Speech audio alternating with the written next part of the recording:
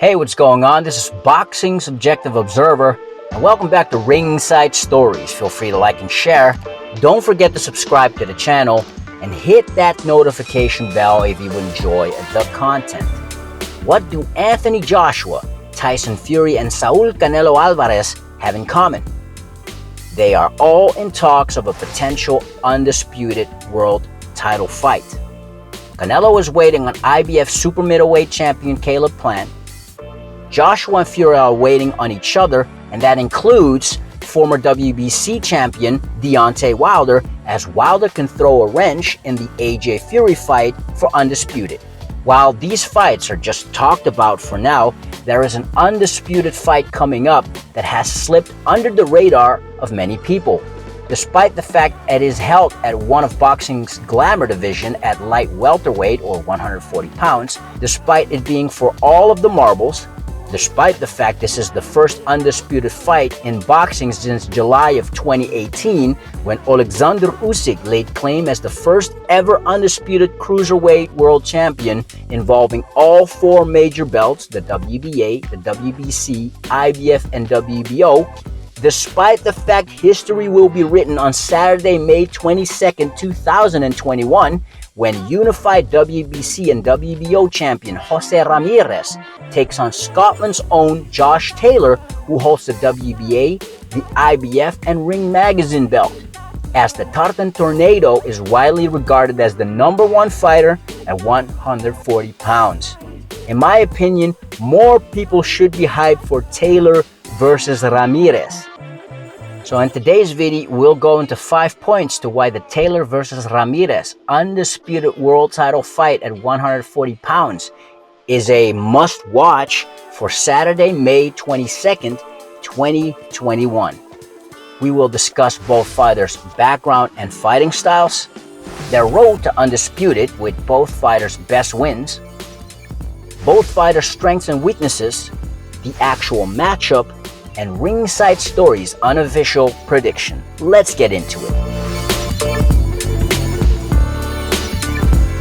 Josh Taylor has a record of 17 fights, 0 losses, with 13 fights coming by way of knockout, standing at 5'10" with a 69.5-inch reach. Predominantly a southpaw, Josh Taylor is a switch hitter, much akin to the last undisputed light welterweight champion, Terrence "Bud" Crawford. Taylor has a great boxing IQ, can fight on both the inside and the outside, and has the ability to switch up tactics in fight. Jose Ramirez is 26-0 with 17 fights coming by way of knockout. Stands at 5'10" with a 72-inch reach. Jose Ramirez is a come-forward fighter, priding himself in work ethic and very battle-hardened, who can rely on punching power. Even trainer Robert Garcia says his fighter is not the most talented, but makes up with determination and will fire on all cylinders for all 12 rounds.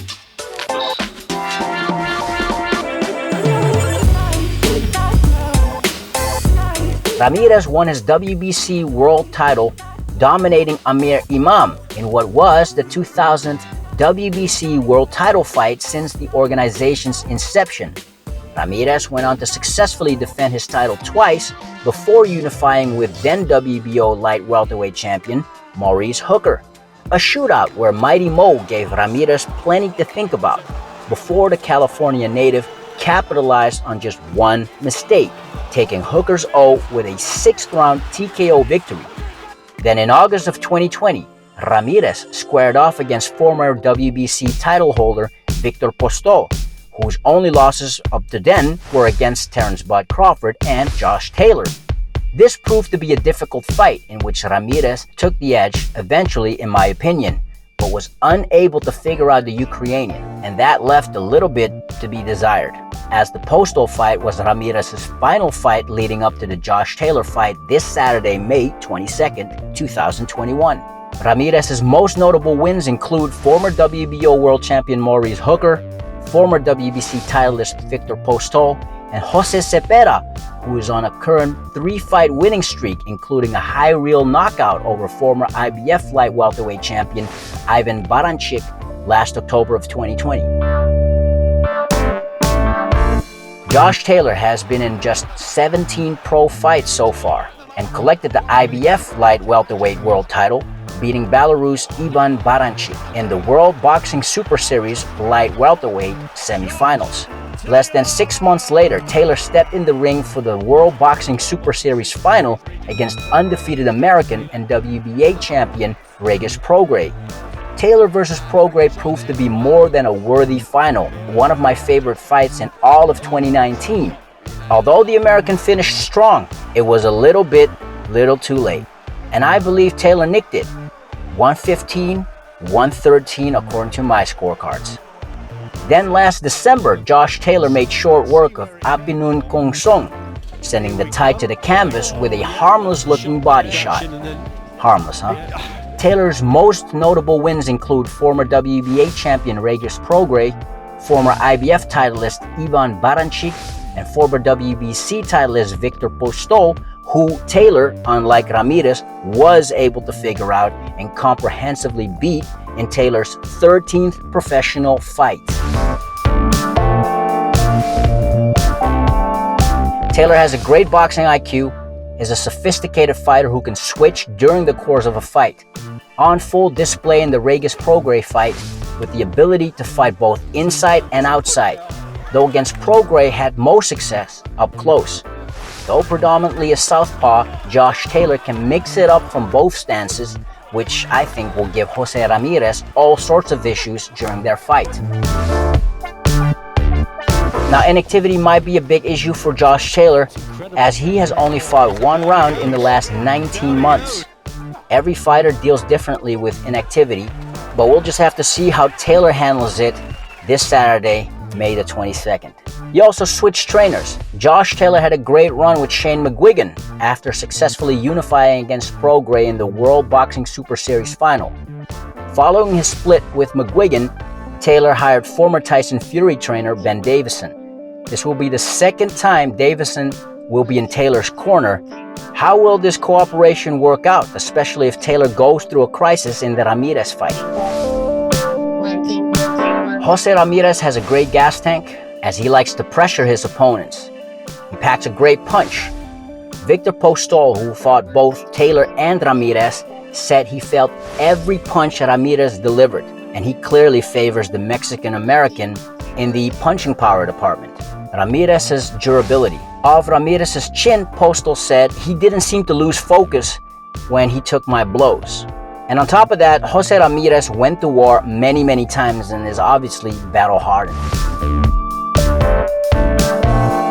Although Jose Ramirez has heart, he can get flustered by great boxers, as Postol and Zepeda proved in their fights. Taylor figures out his opponents, and once that happens, it'd be a hell of a task for any fighter to pull out a victory. Does Ramirez have a backup plan? Foot speed.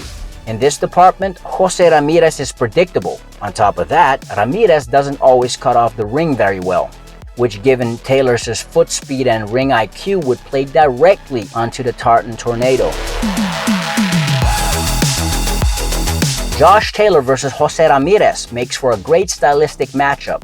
Taylor can fight on the outside, yet Ramirez has the longer reach. Taylor has a nice inside game, but that's exactly where Ramirez's bread is buttered. Both men are undefeated, both men have great resumes, both men are unified light welterweight world champions.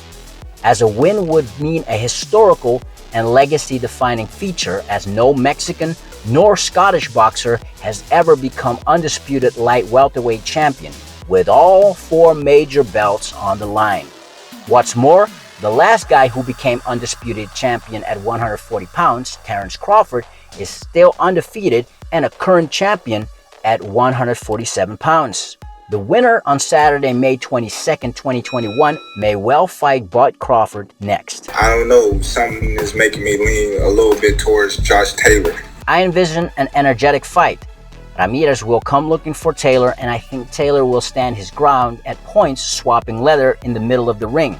Being a defensively minded trainer, Ben Davison might withhold Taylor a little bit. Ramirez has some hand speed and great punching power, so if Ramirez catches Taylor like he did Maurice Hooker, I'm curious to see how Taylor will react to that. I'm very interested to see how Taylor will negate Ramirez's power and how he will take a Ramirez punch, period. That's why this is a fantastic matchup.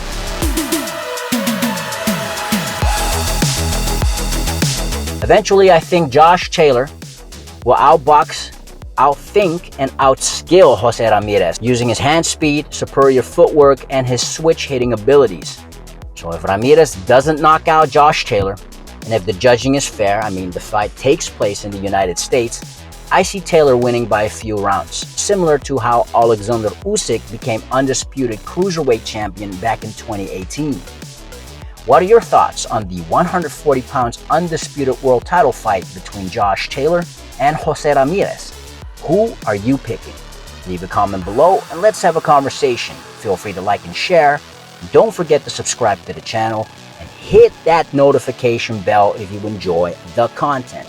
This is Boxing's Objective Observer with Ringside Stories. Thanks for watching and have a legendary day.